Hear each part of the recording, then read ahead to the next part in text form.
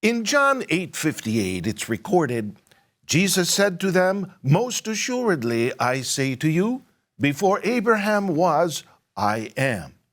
Does this mean Jesus said he's God?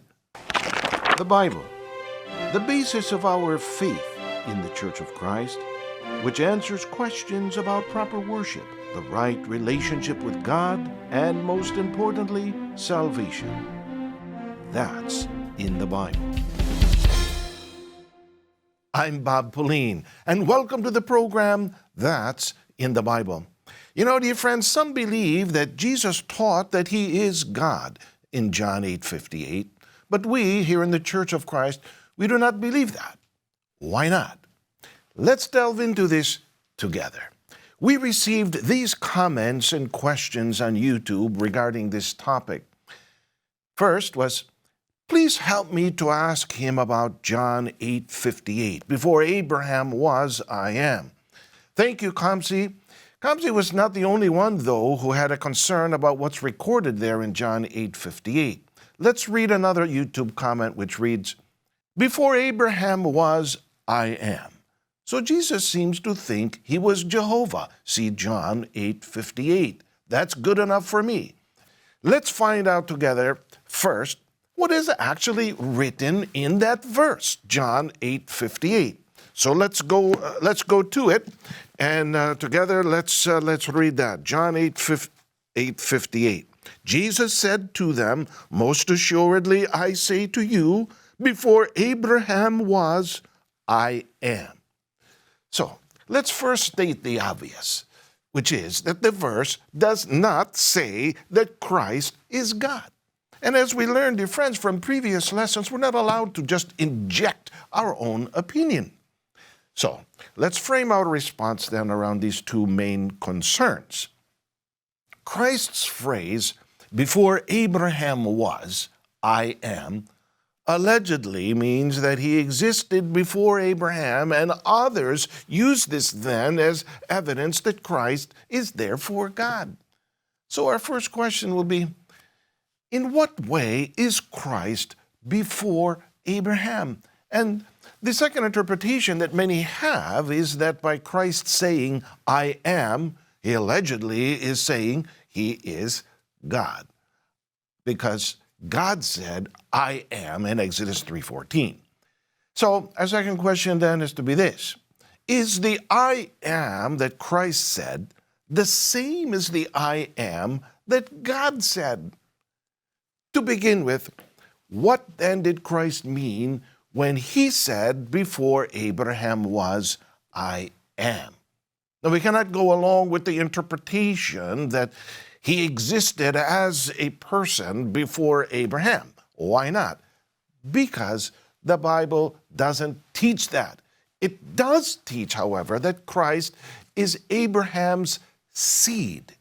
And that's recorded in Galatians chapter 3, verse 16. Consider then, how could Jesus Christ have lived ahead of Abraham, since he is Abraham's seed or Abraham's descendant? So clearly then the YouTube commenter's understanding is in error. So what then did Christ mean? And what manner was he before Abraham? We turn to the writings this time of Apostle Peter. In 1 Peter 1:20, the Bible says, Christ was chosen, destined, foreknown, before the world was made. The Bible explains that Christ is ahead of Abraham, not as a person, but in God's plan of creation. Christ was already chosen, already destined, foreknown, planned by God, even before the world was made. So, since Christ was already in the mind of God even before the foundation of the world, but did not yet physically exist, when did God's plan to create Christ finally happen or come into fulfillment? For that, we turn to the answer of the Holy Bible, and that's recorded in the book of Galatians, chapter 4, verse 4, when it says, "But when the fullness of the time had come, God sent forth his Son, born of a woman, born under the law." So only then, dear friends, when Christ was conceived and born of a woman named Mary, did he then come into existence as a person. Christ was the very first in God's plan of creation, yes, though he was not the first to be created by God. It's therefore in this biblical context that Christ's statement, "Before Abraham was, I am," should be understood. Christ was already in God's mind, in his plan of creation, even before Abraham was born. So clearly, he was before Abraham in that sense. Now, does the fact that Jesus was foreknown or was chosen by God before his birth mean that he was personally present with God since the beginning, and therefore part of God or God the Son? Absolutely not. But why are we so sure about that? Consider, that's not even the only recorded instance of God planning or speaking of someone before they were born. For example, the prophet Jeremiah was already chosen by God before he was born. That's recorded in Jeremiah chapter 1, verse 5. But it does not mean, of course, that he had already existed with God.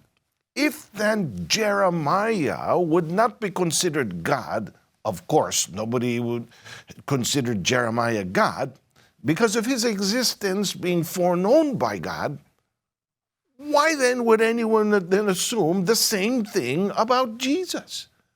In fact, dear friends, even Christians were already chosen by God even before the foundation of the world. Where can we see that? Let's turn and let's read that. In Ephesians, the book of Ephesians, chapter 1, verses 4 and 5, it reads this way: "Just as he chose us in him before the foundation of the world, that we should be holy and without blame before him in love, having predestined us to adoption as sons by Jesus Christ to himself, according to the good pleasure of his will." Therefore, dear friends, to insist then that Christ is God because of such foreknowledge would be also then to assert that all of us as Christians are God's as well. And of course, that's absurd. So let's now address the other argument. Some are interpreting that by Christ saying the words, "I am," he allegedly is saying he is God, because God said, "I am," in his as he was expressing his name in Exodus 3:14. So let's find out what is really written in that verse, Exodus 3:14.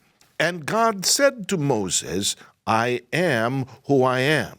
And he said, Thus you shall say to the children of Israel, I am has sent me to you." So here people then simply draw the wrong conclusion that because God said, "I am," and Jesus said, "I am," in two very different instances, that means Christ and God are one and the same.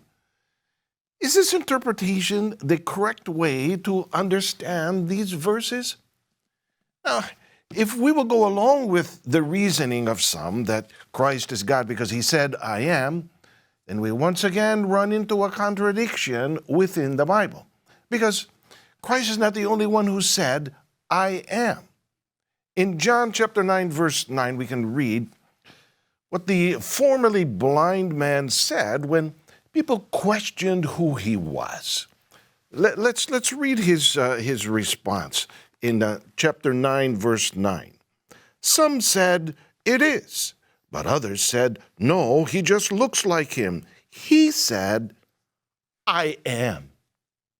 Now, does the fact that the formerly blind man said, "I am," mean that he is God? Of course not. In fact, even Apostle Paul would then have to be given consideration as God because of what he said when describing himself in 1 Corinthians chapter 15, verse 10. By the grace of God, I am what I am.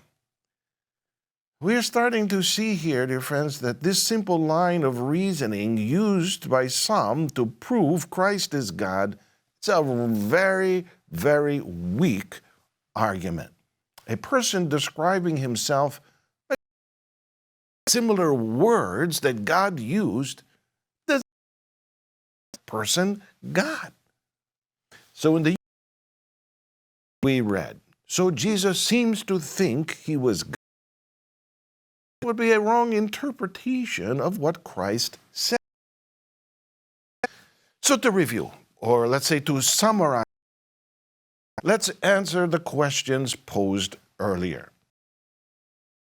Is Christ before Abraham? As the very first in God's plan of creation, to be created by God. He was before Abraham. Is the I am that Christ said this I am that God said? The I am that God said in Exodus is how God described himself to the people. Christ was simply saying that the blind man and even Apostle Paul themselves understand this verse, friends, in the Bible. If you were taught something, we're glad that you now know the truth. We'd like you to continue learning the truth here with us in the Iglesianicristo, Church of Christ. To do so, please visit us online. You can browse the different topics or set up an appointment to meet with a minister of the gospel. And if you have any questions about the Bible or salvation, please email them to us. I'm Bob Pauline. Thanks for watching. See you next time right here on That's in the Bible.